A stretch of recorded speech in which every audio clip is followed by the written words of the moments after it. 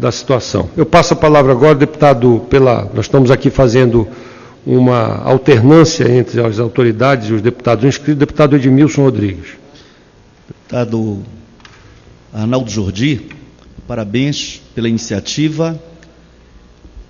Eu fiquei refletindo, enquanto o prefeito Duarte Júnior falava, do quanto uma desgraça pode favorecer uma reflexão mais profunda sobre problemas que são estruturais, que, portanto, não se restringem a um problema específico com as dimensões do problema de Mariana, e que acabam ajudando a refletir o futuro do Brasil.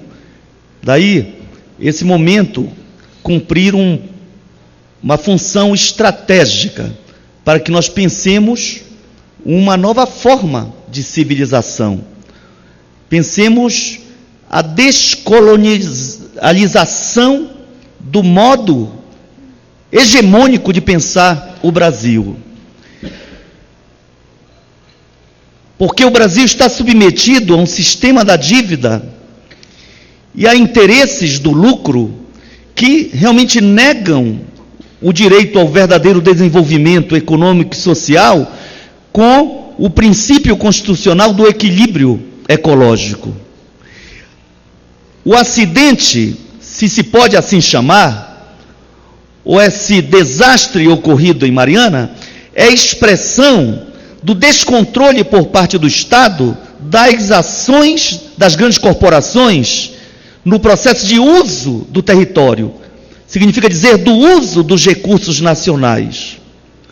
Precisou ocorrer essa situação tão desesperadora e tão agressiva aos interesses nacionais, e mais particularmente aos interesses do povo mineiro e capixaba, para que o Brasil acenda a luz de alerta.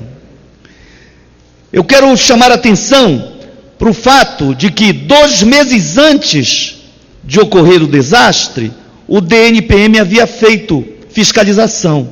Olha a importância de fortalecer instituições do Estado brasileiro responsáveis pelo licenciamento e fiscalização das atividades minerárias, que são feitas, em geral, por empresas oligopolistas e que têm um poder enorme no financiamento de campanhas, tanto daqueles que ocupam cargos no Poder Executivo quanto no Legislativo, tem um poder enorme, inclusive, de interferir nas ações da própria Justiça brasileira, e por isso, toda essa situação favorece a um debate e exige mudanças importantes.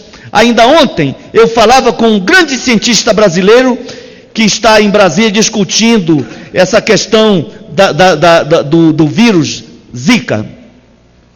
E ele dizia com tristeza que o Instituto Evandro Chagas passa por mudanças políticas e nomeações meramente politiqueiras, de pessoas que não têm nenhum vínculo com o Instituto, que é referência mundial no combate a endemias.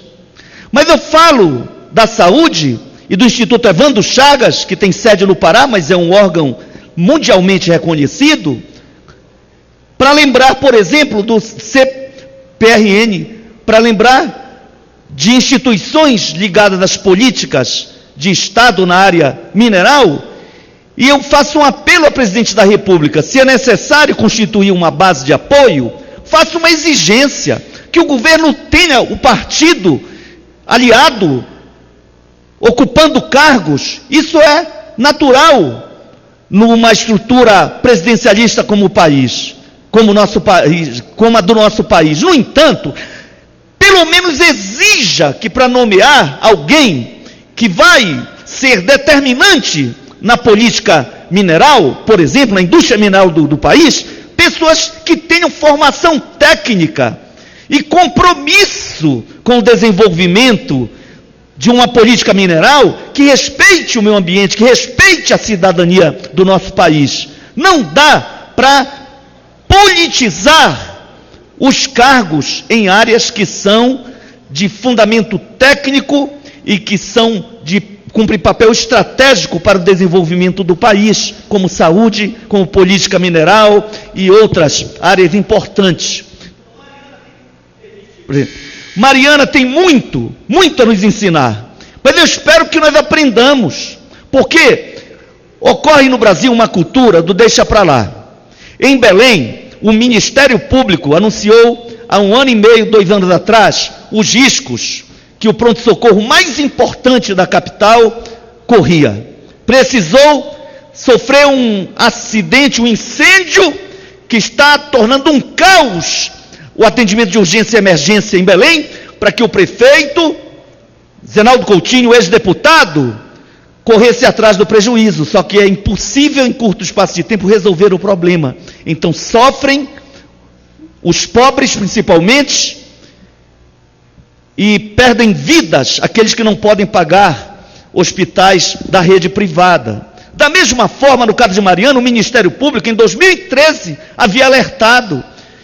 Está claro que esses oligopólios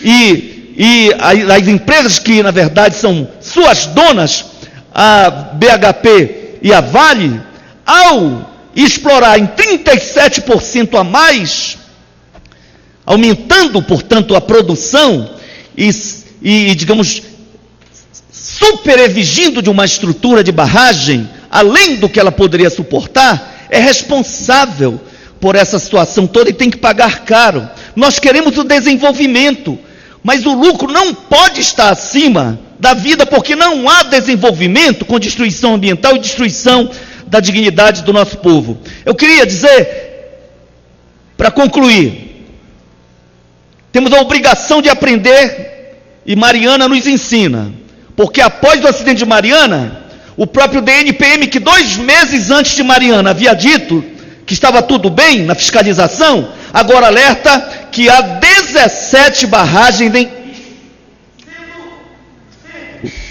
Eu vou concluindo. Sendo que o estado do Pará, o município de Barcarena, é um dos pontos de risco. E eu, como paraense, tenho vivenciado o sofrimento do povo daquela região, inclusive da capital, a minha cidade de Belém.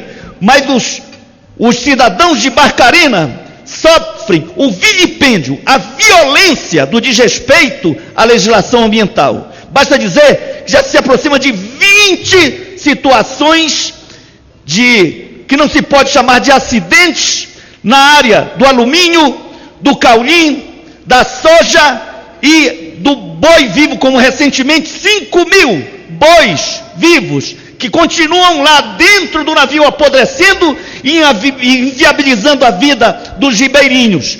Não pode prevalecer essa política de lucro máximo e dignidade zero para aqueles que não lucram nada com esses grandes projetos que vilipendiam a cidadania